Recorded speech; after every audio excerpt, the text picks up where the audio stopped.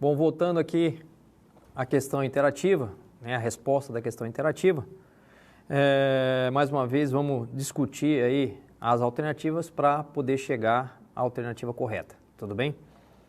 Bom, na alternativa A, está sendo descrito aí que a química forense é responsável aí pelas análises, os testes rápidos e da cromatografia delgada, sendo que elas são quantitativas. Na verdade, essas análises, tanto os testes rápidos de cor como a cromatografia em camada delgada, elas são qualitativas, ou seja, vai verificar a presença ou ausência de determinada substância a ser pesquisada, determinado analito a ser pesquisado. Então, ela não é quantitativa, e sim qualitativa. E, portanto, a qualitativa, ela serve, esses testes, essas análises servem como triagem e não confirmatória, tá? As análises quantitativas que seriam as análises de confirmação, confirmatórias. Já na alternativa B, dizendo aí que a única forma de verificar a adulteração de chassi de veículos e a numeração de identificação de armas de fogo quando adulteradas é através do microscópio. Nós verificamos aí na aula, foi dito na aula que através de reações químicas também é possível verificar não só o chassi de veículos, como também o número de identificação das armas de fogo originais, através de reações químicas. Já a alternativa C, a perícia para analisar e evidenciar se determinada arma foi usada em um crime de homicídio e se determinado indivíduo foi o autor dos disparos, faz o exame residuográfico para confirmar a presença de elementos oriundos da combustão que ocorre no interior do estojo da munição. Vamos para D e a gente volta na C, tudo bem? Quando há suspeita de adulteração, a alternativa D, quando há suspeita de adulteração de combustível de bebidas, o perito realiza exames analíticos, como a cromatografia gasosa ou a líquida de alta eficiência, no próprio local.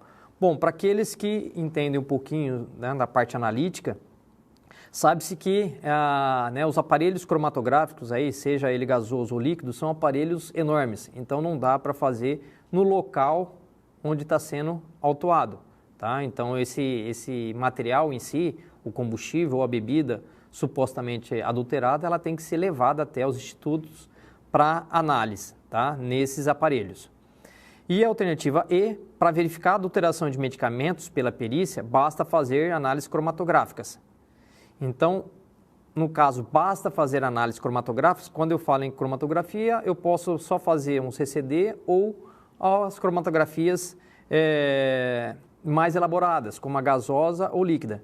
Então, no caso aqui, basta fazer análises cromatográficas, não é a resposta, uma vez que também, na parte de medicamentos, pode ser verificado através da embalagem, do blitter, enfim, pode ser verificado a adulteração na própria caixa do remédio.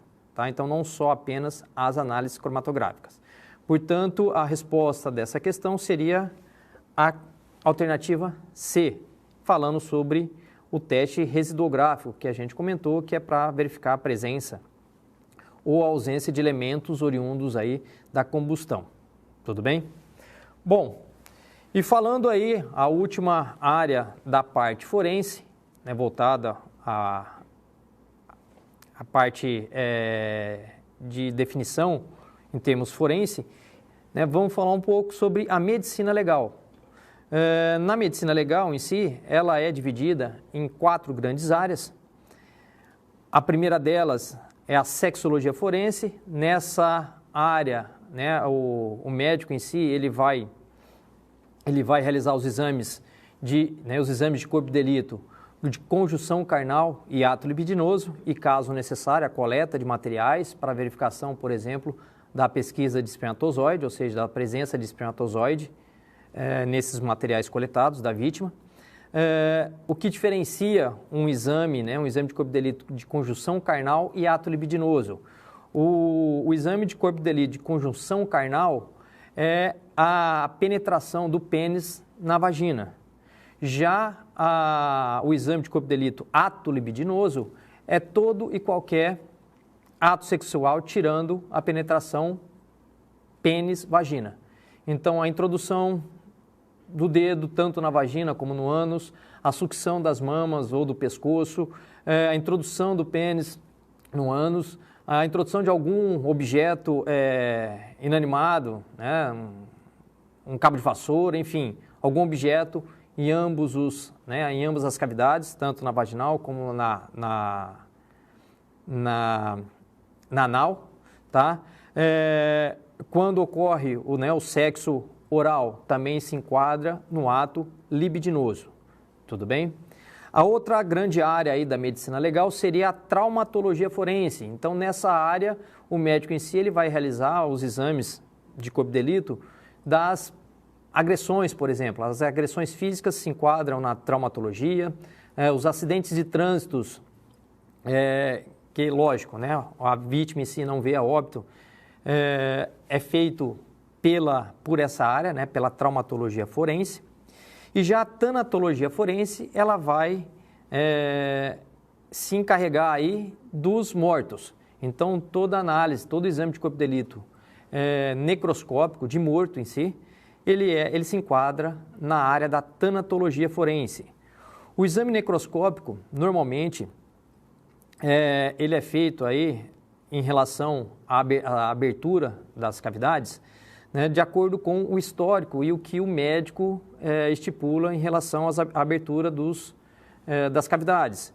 Então, pode ser que seja necessário a abertura do crânio, onde é feito uma incisão bimastoide, em que vai de uma orelha na outra, e aí sim o rebatimento do couro cabeludo, e aí a abertura do crânio e a retirada do encéfalo para verificação, né, de uma hemorragia cerebral, enfim, várias situações em que, né, é necessário a abertura do crânio. Ainda há a abertura tórax e abdômen.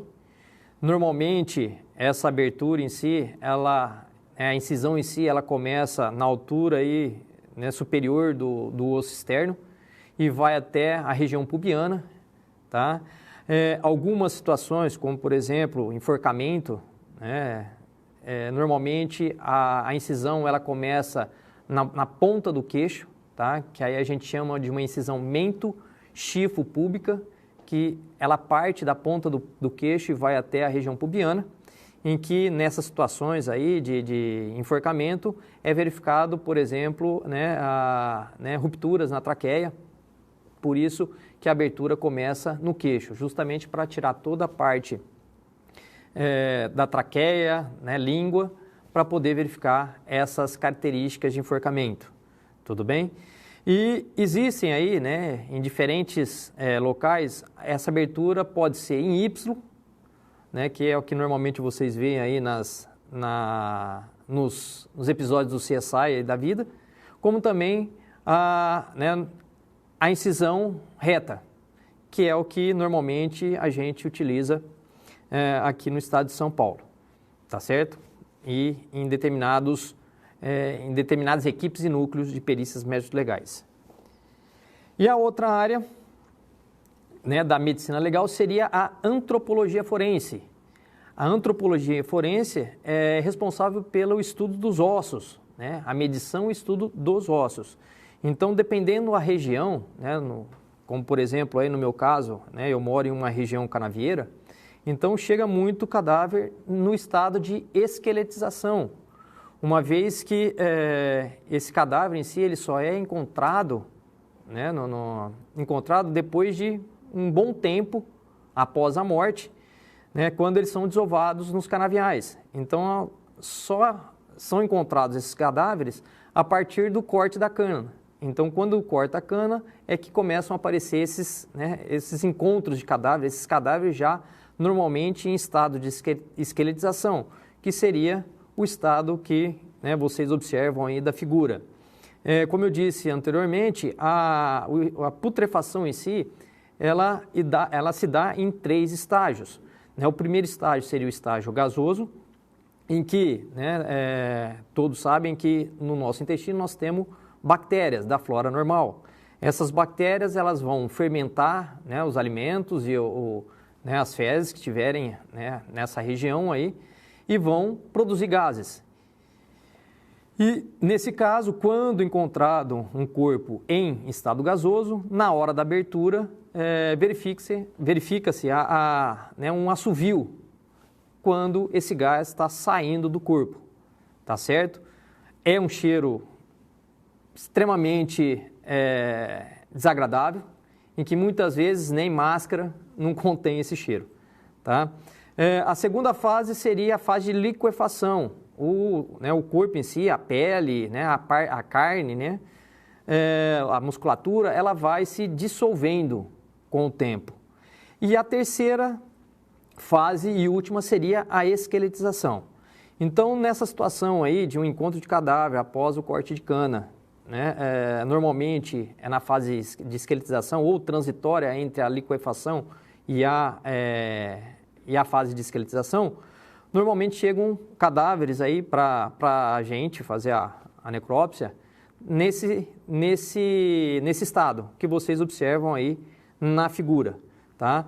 Para a gente melhorar esse material para estudo antropológico, a gente faz o desmembramento desse cadáver, membros superiores, inferiores, tronco e cabeça, e coloca em uma máquina que a gente chama de descarnadora.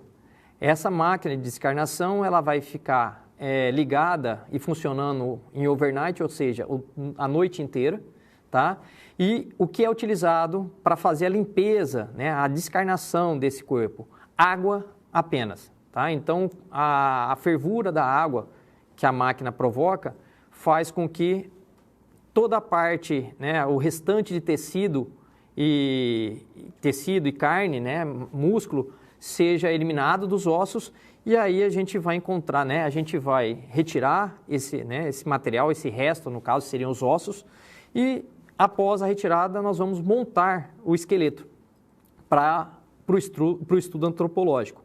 Esse estudo antropológico dá para verificar várias características desse cadáver, como, por exemplo, sexo, faixa etária, estatura, se a pessoa era destra ou canhota, e algumas características congênitas ou adquiridas desse cadáver, como, por exemplo, uma fratura, né? Então, através da calcificação dessa fratura, que pode ser específica daquela pessoa, dá para verificar e caracterizar o cadáver. Uma vez caracterizado, ou seja, diminuído a margem de pessoas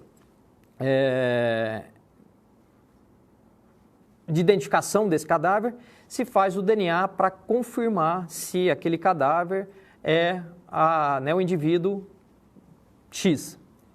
Tudo bem? Bom, pessoal, finalizando então a medicina legal, vamos resolver aí uma questão interativa falando sobre a medicina. O enunciado é o seguinte: a medicina legal é a área mais antiga e bastante complexa das ciências forenses, por estudar o ser humano vivo ou morto como um todo.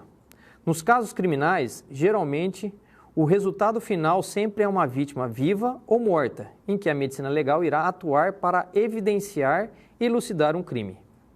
Assim, sobre essa área é correto afirmar: alternativa A, os estudos relacionados à medicina legal se dividem em duas grandes áreas, a traumatologia e a tanatologia. Alternativa B, na sexologia, os exames de corpo de delito abordam casos de agressão física contra a mulher. Alternativa C, a traumatologia estuda as mortes violentas de interesse médico-legal. Alternativa D, por meio do exame antropológico é possível determinar o sexo, a faixa etária, a destreza manual, a estatura, entre outras características individuais, congênitas ou adquiridas de um corpo parcialmente ou totalmente esqueletizado.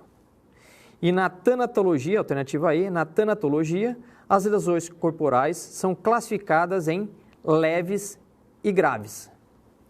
Bom, analisando aí as sentenças e as alternativas, a gente pode verificar que a alternativa correta é a alternativa D. Tá? As demais alternativas, no caso a alternativa A, não é dividida, a medicina legal não é dividida apenas em duas áreas, como a traumatologia e a tanatologia, então está faltando aí a antropologia e a sexologia.